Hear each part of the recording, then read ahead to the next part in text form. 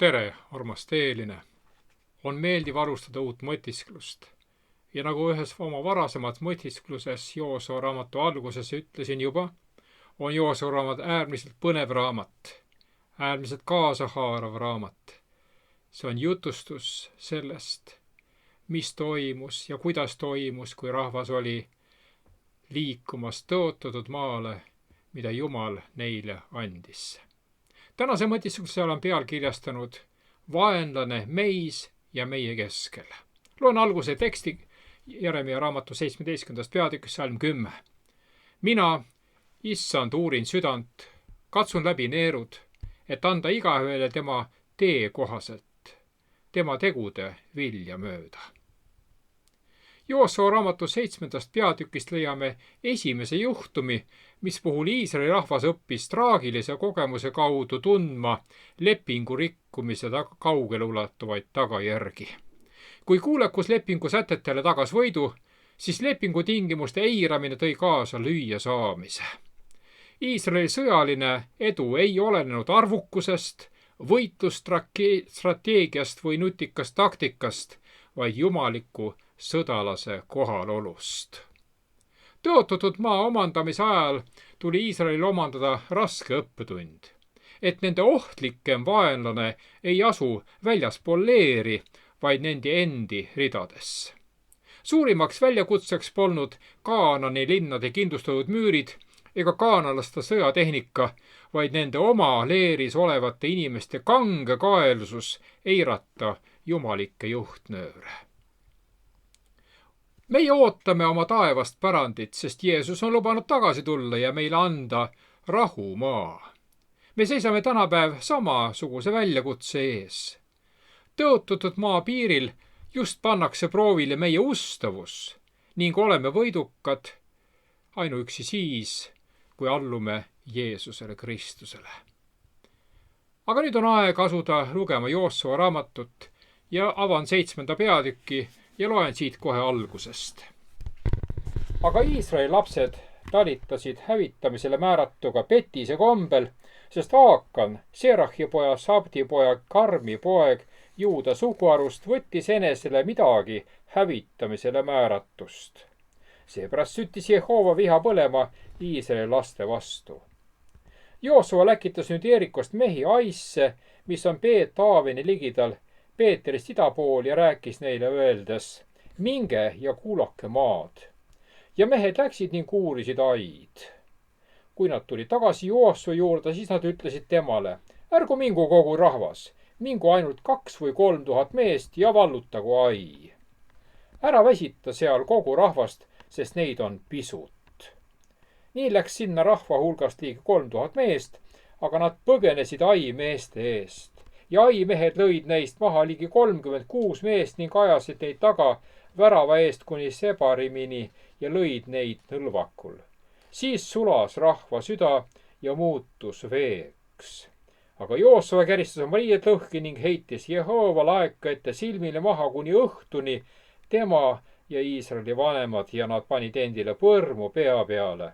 Ja Joosua ütles, issand Jehova, miks lasksid tulla selle sinase rahva üle Jordani, et annad meid eemorlaste kätte hukkamiseks? Oleksime ometi otsustanud jääda teispoole Jordanit.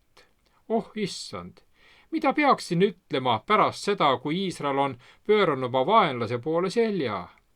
Kui kaanalased ja kõik maaelanikud kuulevad sellest, siis nad piiravad meid ümber ja kaotavad meie nime maa pealt. Mida mõtled teha oma suure nime heaks? Aga Jehova ütles Joosuale, tõuse. Miks lamad silmini maas? Iisrael on pattu teinud ja on rikkunud ka minu lepingu, mille ma nendega tegin. Nad on endile võtnud ka hävitamisele määratust. Jah, nad on varastanud ja petnud ning on selle isegi pannud oma asjade hulka. Sellepärast Iisraeli lapsed ei suuda oma vaenlastele vastu panna, vaid nad pööravad vaenlaste poole selja, sest nad ise on määratud hävitamisele. Mina ei ole enam teiega, kui te ei kõrvalda endi keskelt hävitamisele määratud asja. Tõuse, pühitse rahvast ja ütle, pühitsege endid homseks, Sest nõnda ütleb Jehova, Iisraeli Jumal. Üks hävitamisele määratud asi on su keskel, Iisrael. Sa ei suuda enne oma vaenlastele vastu panna, kuid endi keskelt ei ole kõrvaldanud hävitamisele määratud asja. Hommikul astuge ette oma suguharude kaupa ja see suguharu, kellele Jehova liisk osutab, astugu ette suguvõsade kaupa. Iga ja suguvõsa, kellele Jehova liisk osutab, astugu ette perekondade kaupa ja perekond, kellele Jehova liisk osutab, astugu ette mees mehelt.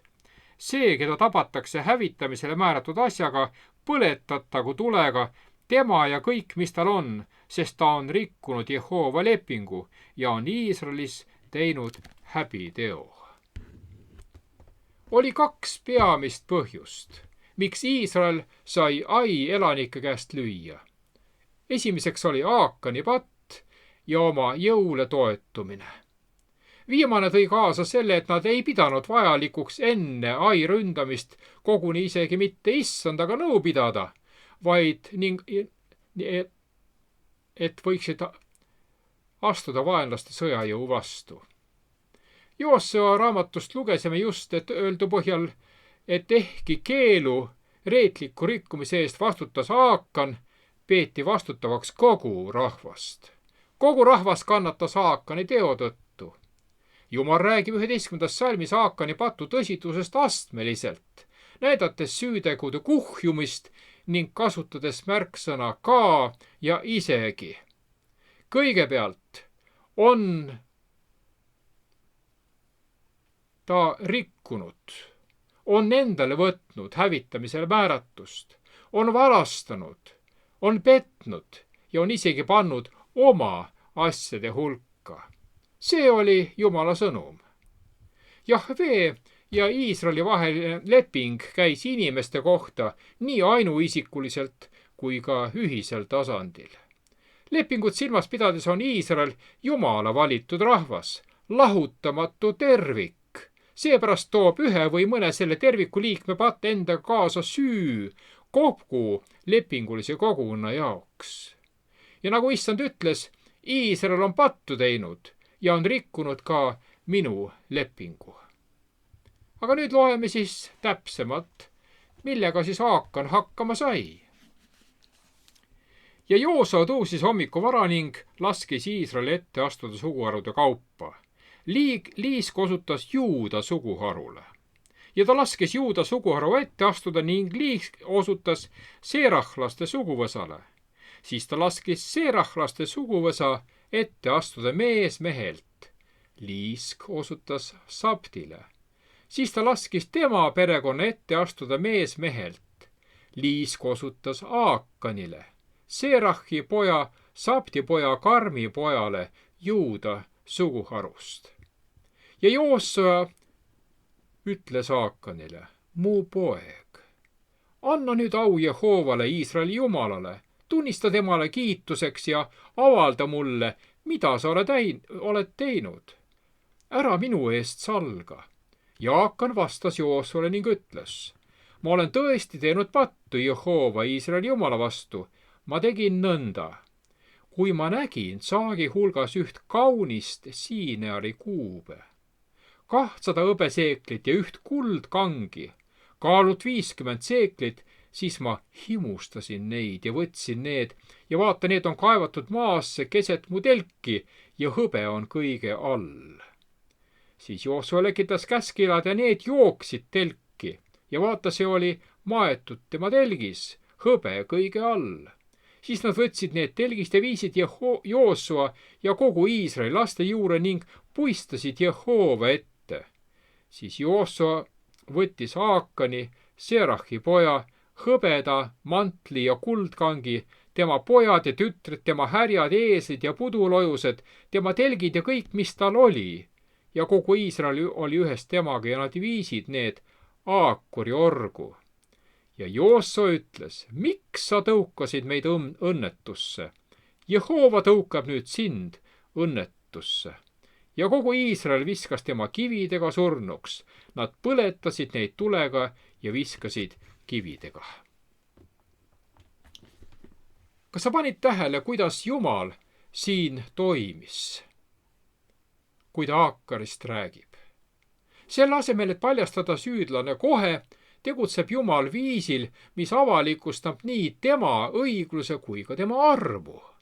Olles selgitanud Iisraeli lüüasaamise põhjust ja kutsunud rahvast üles end pühitsema, jättis Jumal protseduuri väljakuulutamise ja selle alguse vahele ajavahemikku, mis andis Aakanile aega mõelda, kahetseda ja oma patt üles tunnistada. Ja siin ma olen enese jaoks välja kirjutanud mõningad tähtsamad punktid. Esiteks, Jumala eest on pattu võimatu varjata. Aakani katse oma pattu varjata oli asjatu, kuna Jumal paljastas selle. Ja see lugu demonstreerib illusiooni, nagu oleks võimalik pattu kinni katta ja seda varjata. Enesepettus ei kaitse meid tagajärgede eest.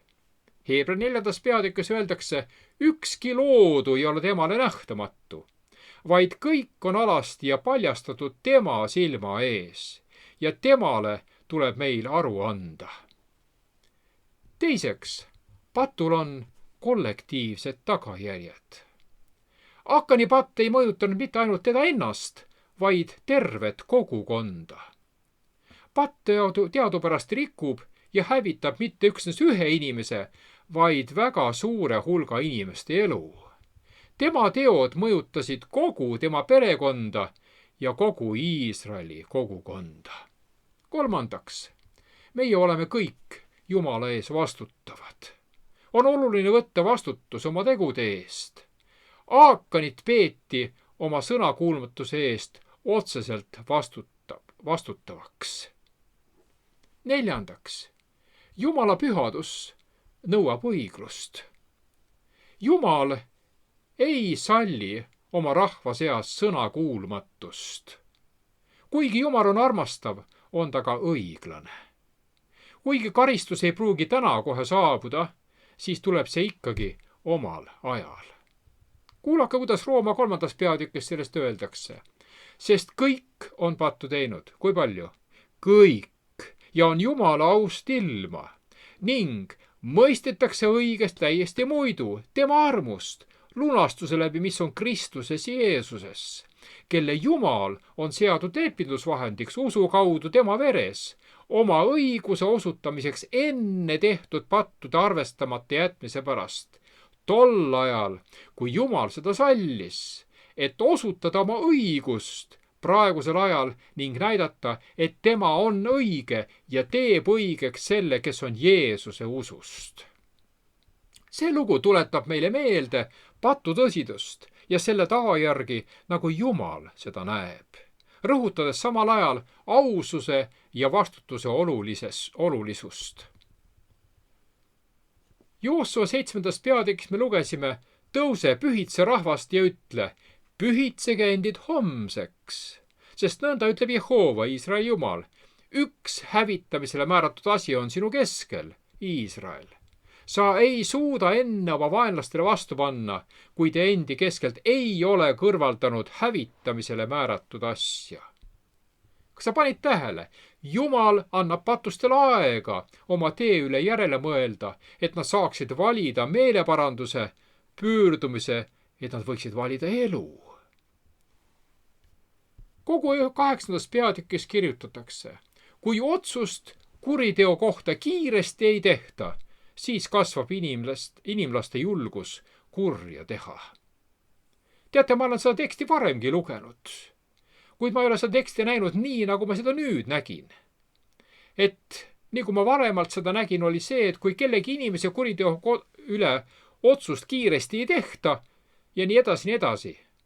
Kuid see, mida ma täna näen sellest tekstist, on hoopis see, et kui mina ei langeta patu kohta otsust kiiresti oma südames, siis see halvab kogu minu olemuse. Võib-olla on see sullegi kasulik. Sama käis tema perekonnaliikmete kohta. Juhul, kui nad juhtunust teadsid, neil oli võimalus otsustada, kas nad tahavad varjamisega kaasa minna või keelduvad olemast kaasosalised, nagu tegid Koorahi pojad, kes vältisid hävikut sellega, et keeldusid asumast isa poolele. Sellest sa saad lugeda 4. Moosese raamatu 16. peatükist. Ja 4. Moose 26. peatükist öeldakse otse, aga Koraki pojad ei surnud.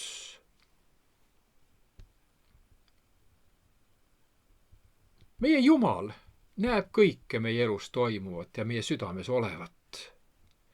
Igaüks, kes loeb seda Joosua 7. peatükki, tajub pinge kasvu, kui Jumal liigub samm-sammult Haakanini.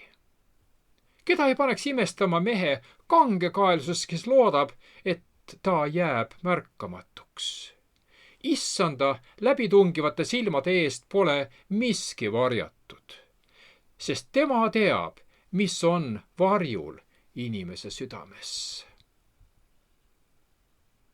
2. raamatu 16. peatükis öeldakse, sest Jehova silmad uitavad kogu maal ja et võimsasti aidata neid, kes siira südamega hoiavad tema poole. Niisiis, Jumal näeb, mis on inimsüdames peidus. Kuulake, mida Jumal ütles kord Saamuelile, 1. Saamueli 16. peatükist. Ära vaata tema välimusele ja kõrgele kasvule, sest ma olen jätnud tema kõrvale. Sest see ei ole nii, nagu inimene näeb. Inimene näeb, mis silma ees, aga Jehova näeb, mis südames. Jeremia 17. peatükist me lugesime täna juba algusest, mina, Jehova, uurin südant, katsun neerud läbi, et anda igaühele tema tee kohaselt, tema tegude vilja mööda. Siin on Jumala nõuanded õitsenguks. Jakobuse 4. peatükk ütleb, tulge Jumala ligi, siis tema tuleb teie ligi. Puhastage käed, te patused, ja kasige südamed, te kaksipidi mõtlejad. Kas sa oled kunagi mõelnud sellele, kuidas võiks see mõjutada sinu ja minu eluviisi, kui me tõesti aktsepteerime seda tõsiasja, et Jumal näeb kõike, mida me teeme, ka kõige varjatumat. 1. Johannese 3. peatükist me loeme, ja mida me iganes palume, seda me saame temalt, sest me peame tema käske ja teeme, mis on tema meelepärast. Ja Heebra 13. peatükis öeldakse, aga rahu Jumal, kes surnist on üles toonud igavese lepingu vere läbi lammaste suure karjase, meie issanda Jeesuse, varustagu teid kõige heaga tegema tema tahtmist ja saatku teie sees korda seda, mis on tema meelt mööda, Jeesuse Kristuse läbi, kellele olgu austus ajastuteni, aamen. Kuid Joosua raamatust lugesime sõnad, kus Joosua pöördus Haakani poole, 7. peatükis salm 19, mu poeg. Anna nüüd au issandale, Iisraeli Jumalale. Tunnista temale kiituseks ja avalda mulle, mida sa oled teinud. Ära minu eest salga. Ja siis Haakan jutustas. Joosua palus Haakanil teha 2 asja. Esiteks, anda au issandale ja kiita teda. Ja teiseks, tunnistada salgamata üles, mida ta on teinud. Haakan pidi andma au Jumalale sellega, et tunnistab, mida ta on teinud. Kahjuks pole piiblitekstist märkigi sellest, et Haakan ilmutanuks vähimatki ehtsat patukahetsust. Ta sootis lõpuni jääda peitu. Tema trotslik suhtumine liigitas ta ülekäte läinud süüdlase hulka, kelle jaoks Moosese seaduse kohaselt lepitust ei olnud. Haakani sõnad Joosua 7. peatükis tuletavad meile meelde Aadama ja Eeva pattu langemist. Sest seal me näeme, et Eeva nägi, et puu oli ihaldusväärne ja lõpuks ta võttis sellelt vilja. Oma ülestunnistuses tõdes Haakan, et ta nägi saagi hulgast kaunist siinäri kuube, 200 hõbeseeklit ja 1 kuldkangi. Siis ta himustas neid ja võttis need. Just nagu Aadami ja Eeva puhul paljastab Haakani valik, et himustamise patt on uskmatuse patt. Sellega kahtlustatakse, et Jumal ei taha oma loodute jaoks midagi parimat ning peidab nende eest mingeid oivalisi naudinguid, mis on ainuüksi Jumala pärusmaa. Lisaks sellele, et tekst viitab inimese esmasele pattu langemisele, kõrvutab see teravalt Raahabi ja Aakani suhtumise. Üks neist viis maakuulajad katusele ja varjas neid sõdurite eest. Teine võttis keeratud asju ja varjas neid Joosua eest. Üks soovis head Iisraeli luurajatele ja aitas nende võidu saavutamisele kaasa. Teine aga tõi oma ahnuse ja kindla lüüasaamisega Iisraelile häda kaela. Üks tegi iisraelastega lepingu, teine rikkus Jahveega tehtud lepingu. Raahab päästis enda ja oma pereliikmed ning neist said Iisraeli lugupeetud kodanikud. Aakan seevastu määras surmale enda ja oma pereliikmed ning sai häbiväärse käitumise näiteks. See surmav patt, mis viis Aakani hävingusse, oli ahnus. Aga see on kahjuks tänapäeval kõige tavalisem ja kergemalt võetavam patt. Tõesti, Aakan tunnistas end süüdi, kuid alles siis, kui tunnistusest polnud talle enam kasu.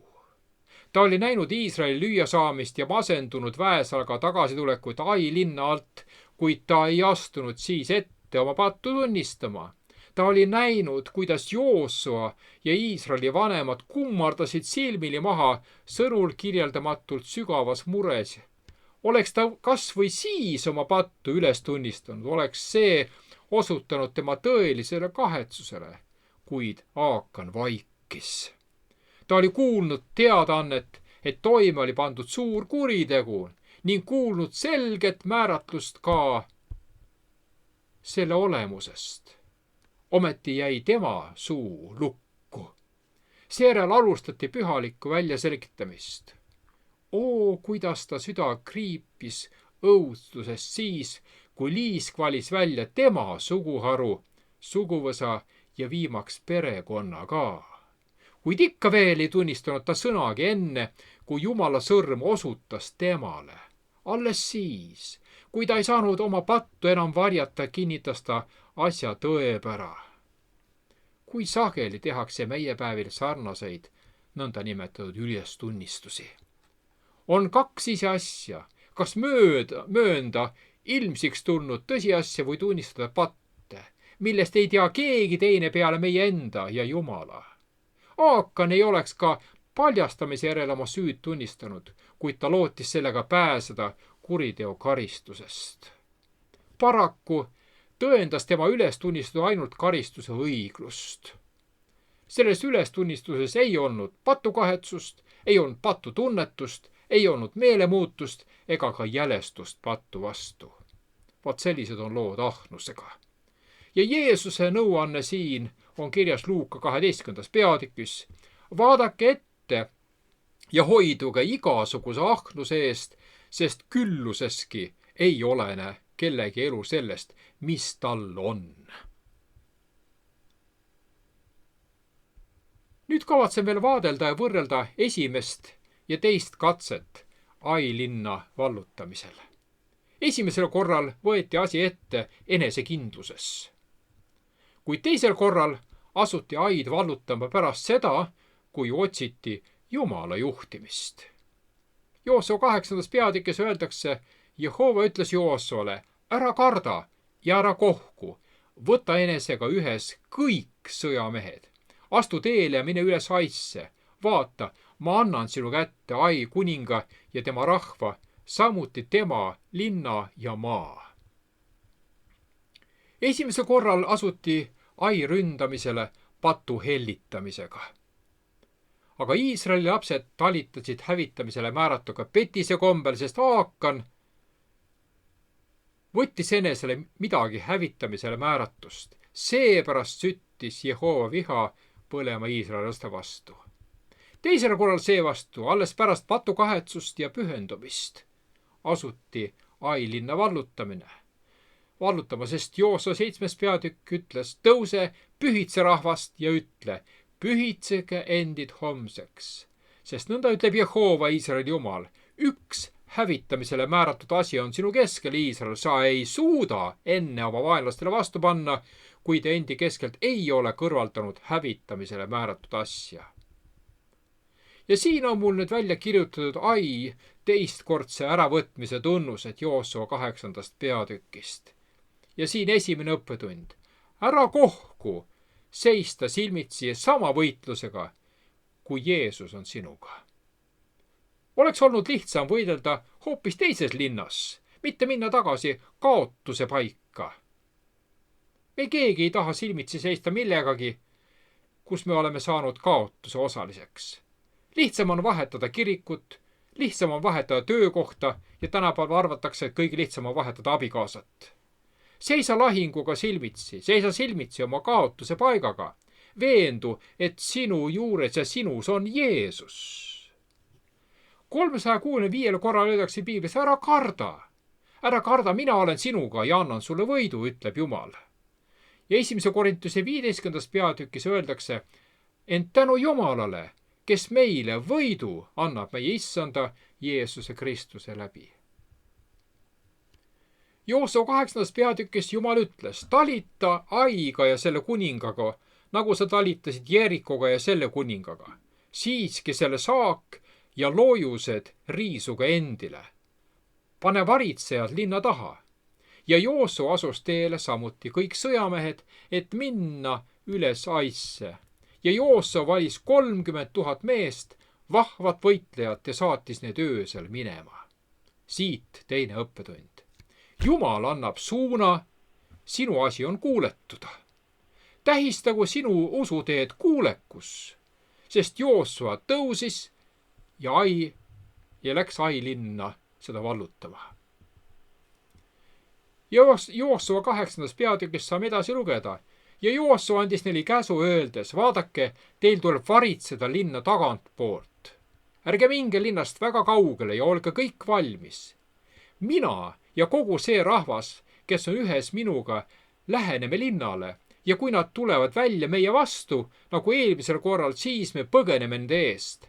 Nemad tulevad siis välja meile järele, kuni me oleme viinud nad linnast eemale, sest nad ütlevad, nad põgenevad meie eest, nagu eelmiselgi korral. Nõnda me põgeneme nende eest. Jumala lahinguplaan nägi ette Iisraeli esialgse kaotuse muutmise taktikaliseks eeliseks. 3. õppetund. Jumal kasutab meie lüüa saamise vahendeid, et saada meie tugevuseks. 2. Korintuse 12 peatükk ütleb, aga ta ütles mulle, sulle saab küllalt minu armust, sest vägi saab nõtrusest täie võimuse.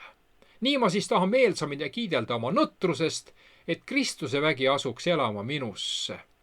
Ja 1. Korintuse 1. peatükk ütleb, sest mis jõle on Jumala ees, on targem kui inimesed, aga mis nõder on Jumala ees, on vägevam kui inimesed.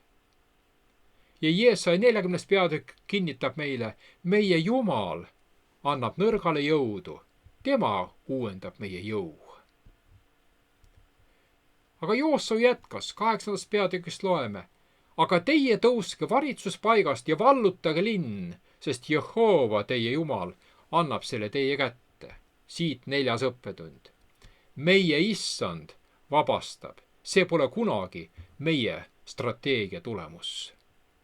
Strateegia siin ei toonud võitu, see oli üksnes Jumal, kes tõi vabanemise. Sakaeri 4. peatükk ütleb, see on Jehova sõna, mis on öeldud Serubaabelile. Ei väe ega võimu läbi, vaid minu vaimu läbi, ütleb vägede Jehova.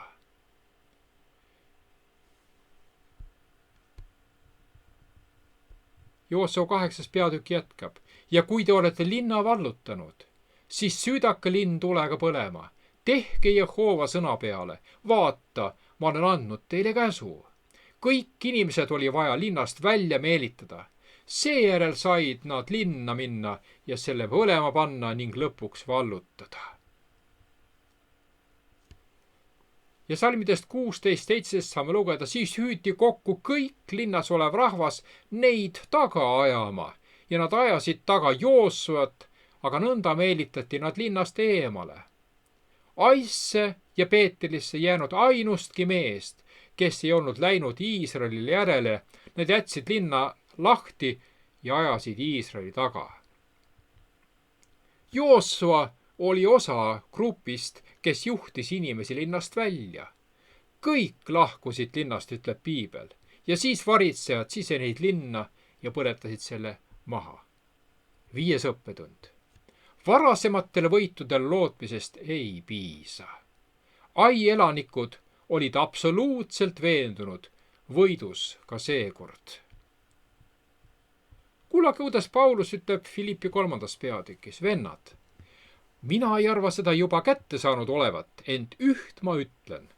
Ma unustan ära, mis on taga ja sirutun sinna poole, mis on ees. Ma pürin seatud eesmärgi poole, taevase kutsumise võiduhinna poole Kristuses Jeesuses.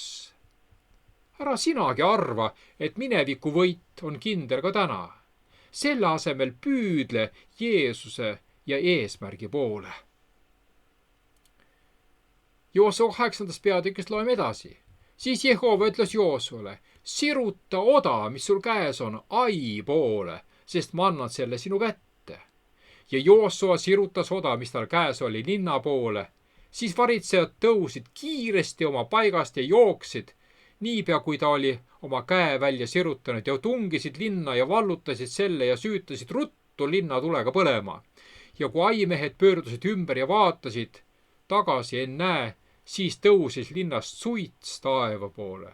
Siis ei olnud neil enam jõudu põgeneda sinna ega tänna, sest see rahvas, kes põgenes kõrbe poole, pöördus ümber tagaajajaile vastu.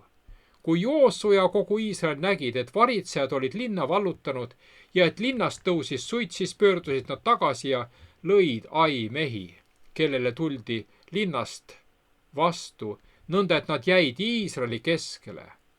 Ühed olid siitpool ja teised sealtpoolt, kes lõid neid maha, kuni neile ei jäänud ainustki põgenikku ega pääsnud.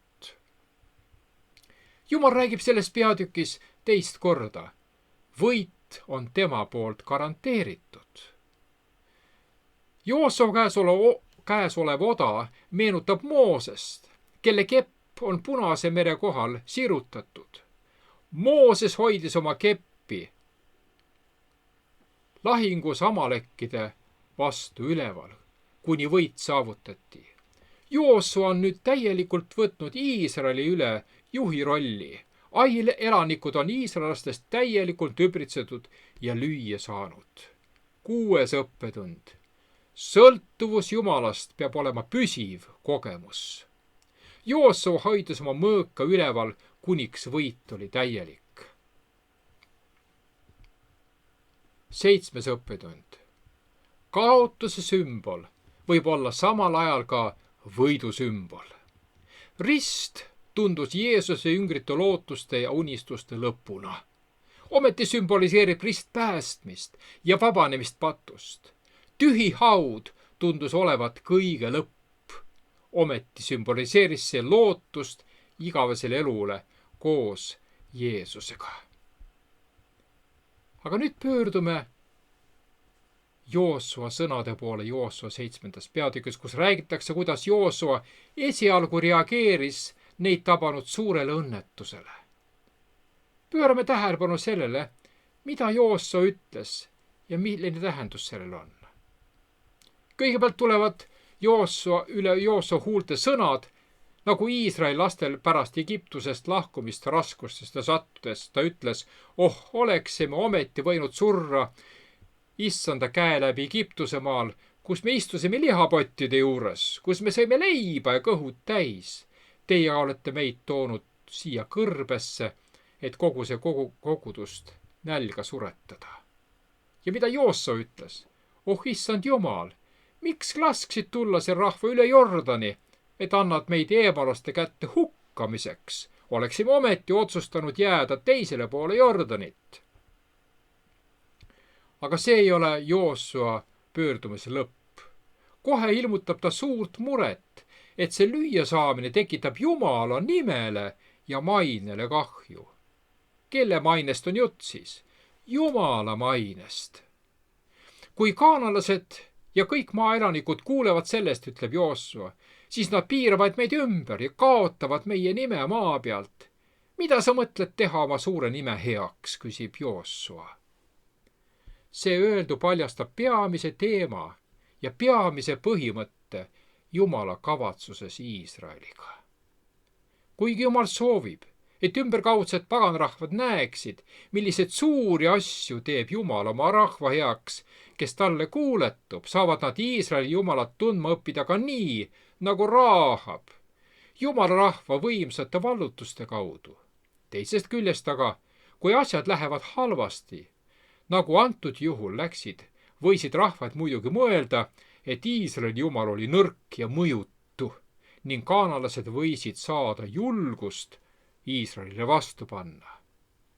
Ühesõnaga, on isegi heebrealaste vallutusretke puhul kõne all mitte iisraelaste edukus, vaid hoopis suured küsimused ja põhimõtted, mis peavad tooma au ja kiitust Jumalale, kes on nii paganate kui ka iisraelaste ainus lootus. Aga loen täna lõpetuseks 5. Moosese 4. peatükist. Vaata, ma olen teile õpetanud määrusi ja seadusi, nagu issand mu Jumal mind on käskinud, et te teeksite nõnda sellel maal, mida te lähete pärima.